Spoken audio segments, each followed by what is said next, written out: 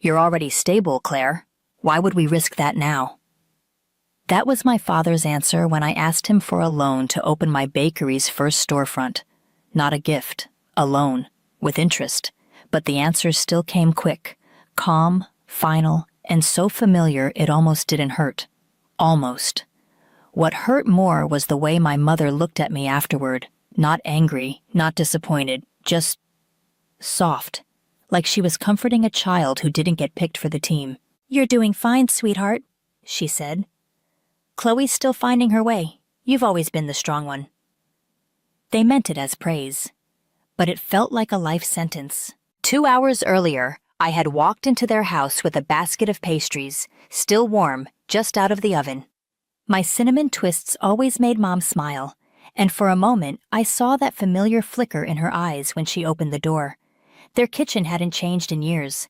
Same maple cabinets, same cluttered counter, same calendar pinned above the sink with Chloe's name circled 3 times. I sat down at the table, smoothed my skirt, and waited until my father finished reading the mail. Then I said it. "There's a shop on Main Street. Just opened up. It's small, but the location's perfect. I've done the numbers. I'd need around $20,000 to get it started. I was hoping—" He didn't let me finish. "That's a big ask, Claire," he said, glancing at my mother. "You already have a steady thing going. You're not like Chloe. She needs more structure. You've got yourself figured out." There it was again, that quiet dismissal dressed as logic.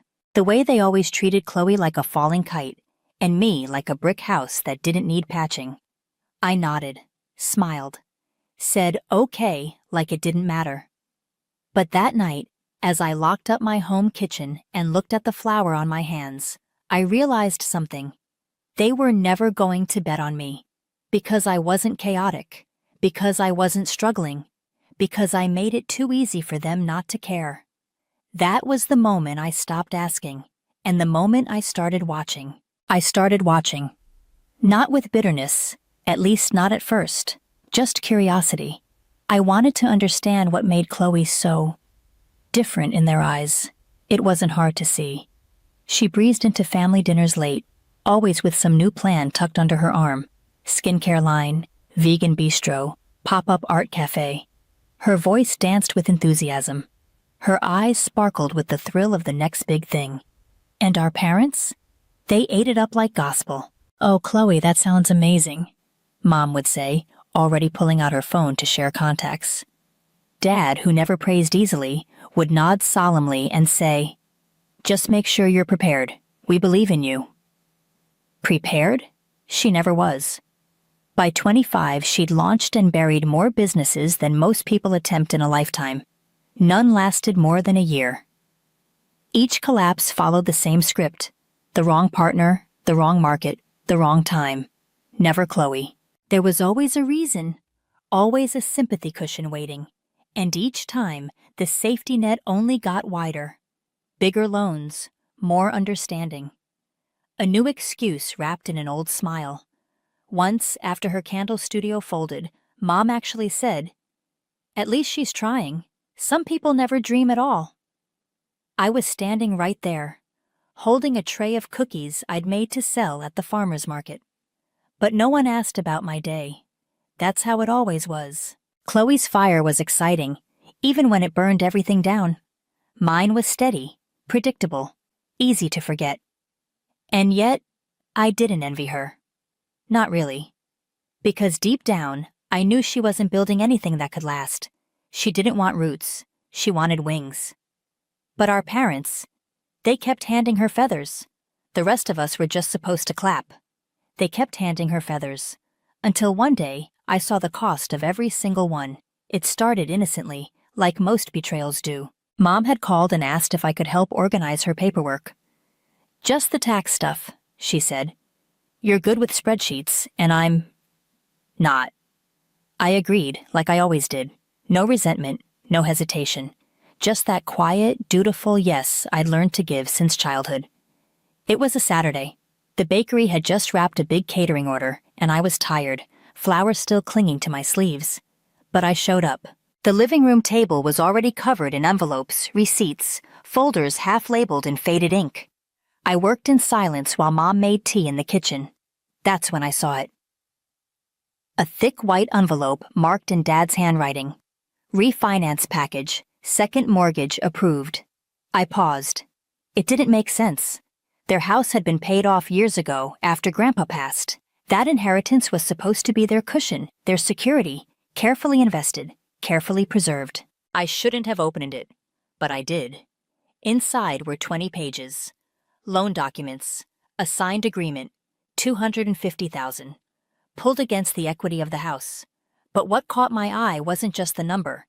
It was the name on the disbursement line, Chloe Martin Design Collective LLC.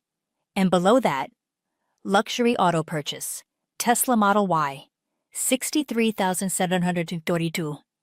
My mouth went dry. Not only had they mortgaged their home, they bought her a Tesla.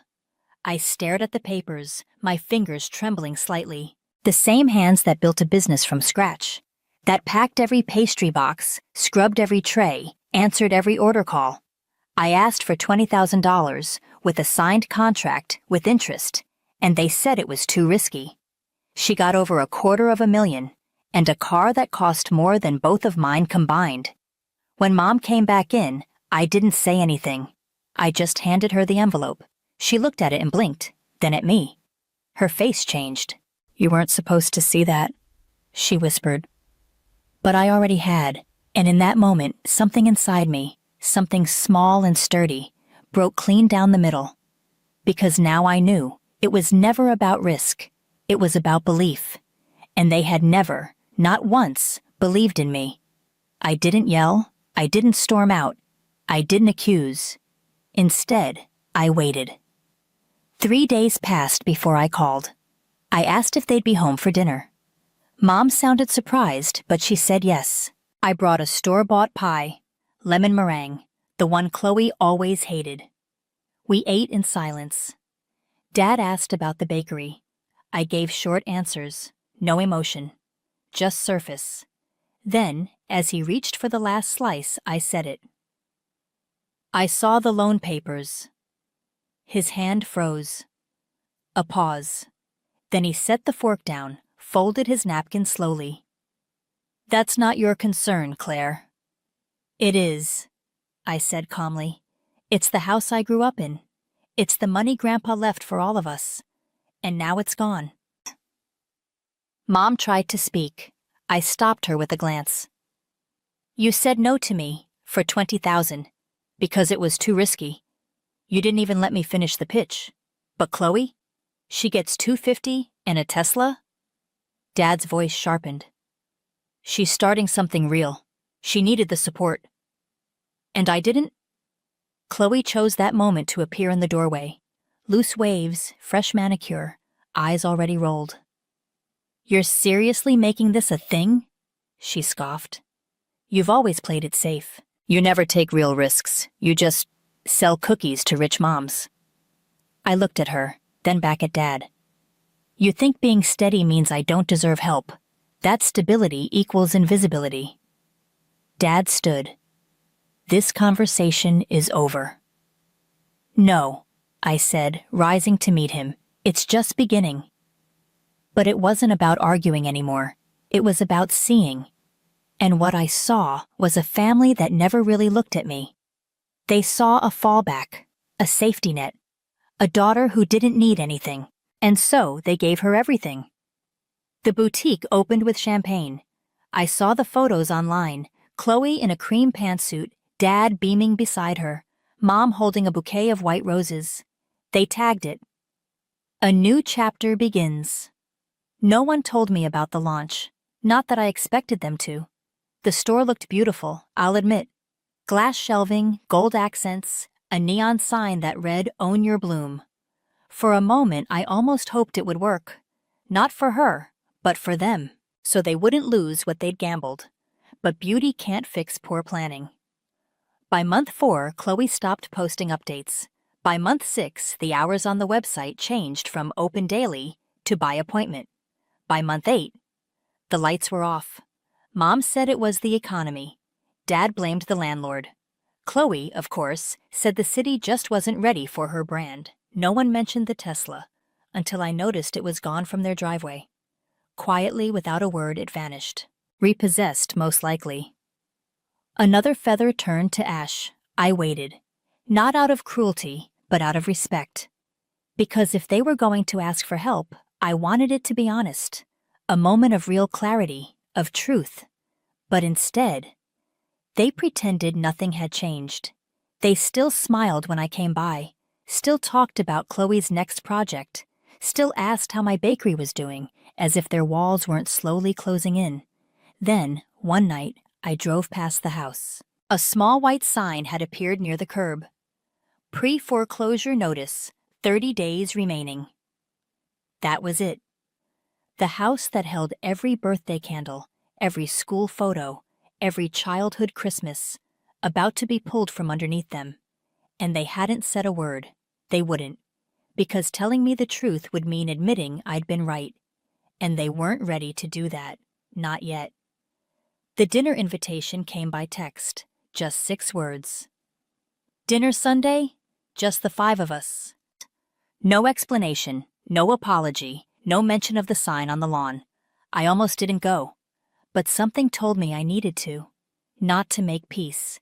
To hear what they wouldn't say out loud. The house felt quieter than I remembered. Hollow somehow. Like the walls knew what was coming before I did. Chloe greeted me first. Barefaced. Hoodie. No smugness tonight. Just a tired kind of performance. She poured wine like it was routine, but didn't drink any herself. Mom tried to act normal, bustling between the table and the kitchen. Her smile was overdone. The roast was dry.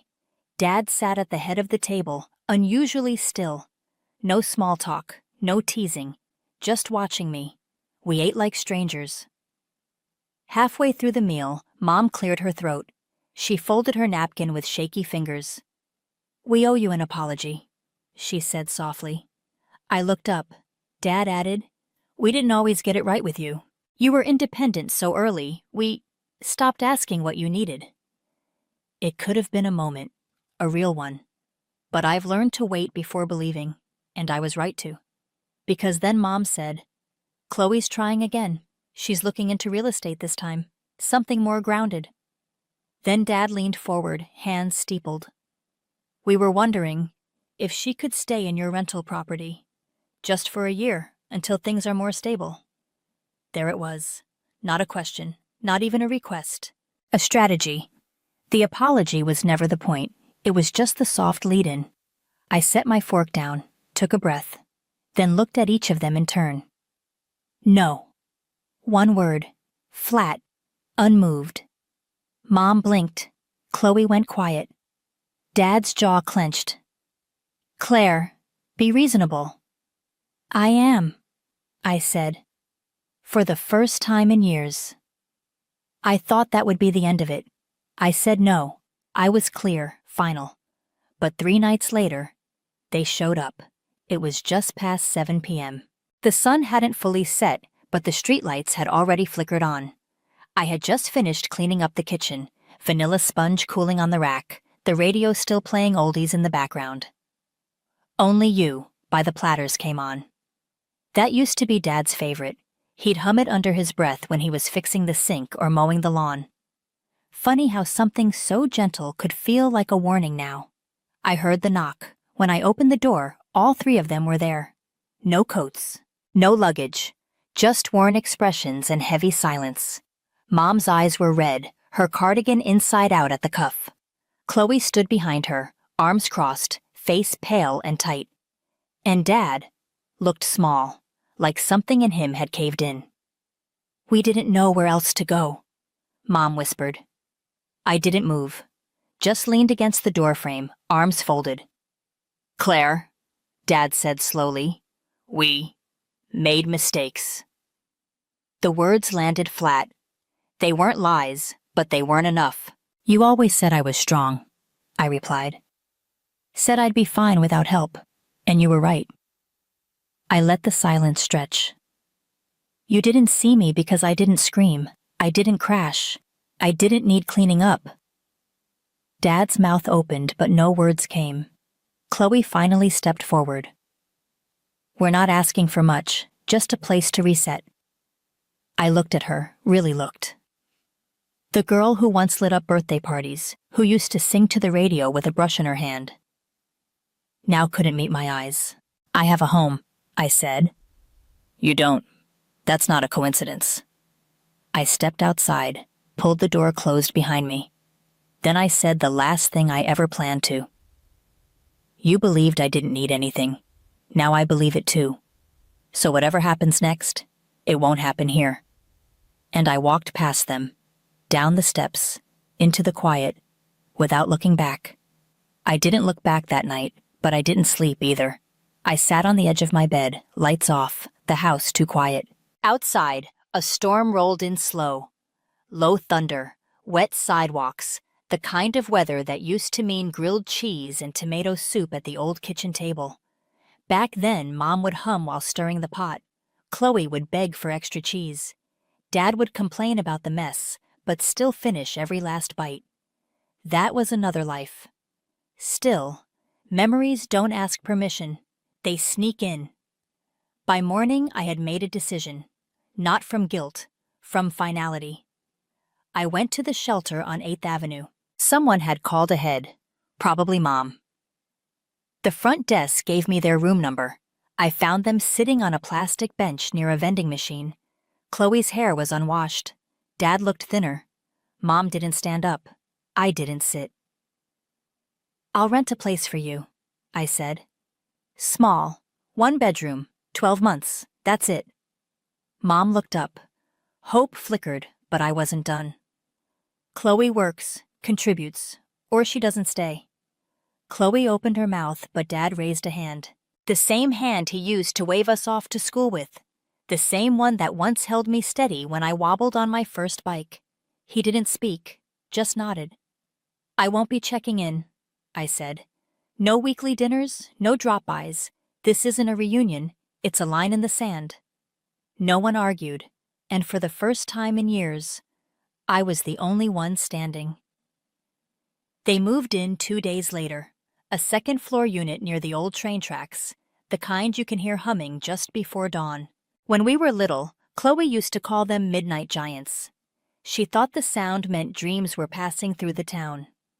Now the same sound rattled their new walls. The apartment was clean but sparse. Beige carpet, peeling blinds, a tiny galley kitchen with a dented fridge that still had a working ice maker, something Mom noticed like it was a small miracle. I dropped off the keys, nothing else. No hugs, no new dishware. Just a simple folder with the lease agreement and the exact end date circled in red. December 15th, I said. 1 year. Chloe sat on the arm of the couch, silent. She looked smaller here. Her usual spark was gone, not dimmed, but spent. Burned down from too many borrowed matches. She didn't say thank you, but she didn't argue either. That's when Dad did something I didn't expect. He stood, straightened the old jacket I hadn't seen in years. Corduroy with the elbow patches, the one he used to wear to every parent-teacher conference. He looked at me squarely. No pride, no resistance. Just quiet recognition. He held out his hand.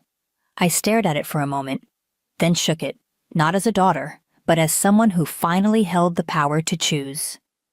And that was it. No grand speech, no final apology, but the shift was there. Palpable. Not in what was said, but in what no one dared say anymore. I didn't visit after that. Not for holidays, not for check-ins, not even when the first snow came, and I remembered how Mom used to leave a mug of cocoa on the windowsill for the wind to sip. Old habits try to find you. But I didn't open the door. I kept my distance. 12 months passed. Rent paid, always on time. No calls, no requests, no emergencies. When the lease ended, I sent a single message. "Your year is up. I won't renew. You'll need to make other arrangements." 3 days later, Chloe moved out. She left behind a single key in the mailbox. No note, no explanation. Word got back to me she'd taken a part-time job managing inventory at a warehouse in town. Not glamorous, not Instagram-worthy, but honest. For once. My parents stayed, found a smaller place nearby. No more formal dining room. No more second fridge for Chloe's juice cleanses. Just a one-bedroom flat with a folding table and plastic blinds. I heard Mom started crocheting again. Dad joined the local garden club. I didn't ask, but I knew. They were surviving, on their own terms, and that was enough. I don't know if they'll ever say the words I once waited for. I'm not sure I need them to anymore, because the truth is, I did build something. Not just a business, not just a life. I built boundaries, and they held. They used to say I was too stable to need help. But when everything else collapsed, mine was the only foundation still standing. So no, this isn't revenge. It's clarity. And sometimes, that's the only kind of peace we get. They called it strength when they left me out. Now that everything's fallen, I'm the only thing still standing. If this story echoes something in you, share it below. You weren't invisible, not here.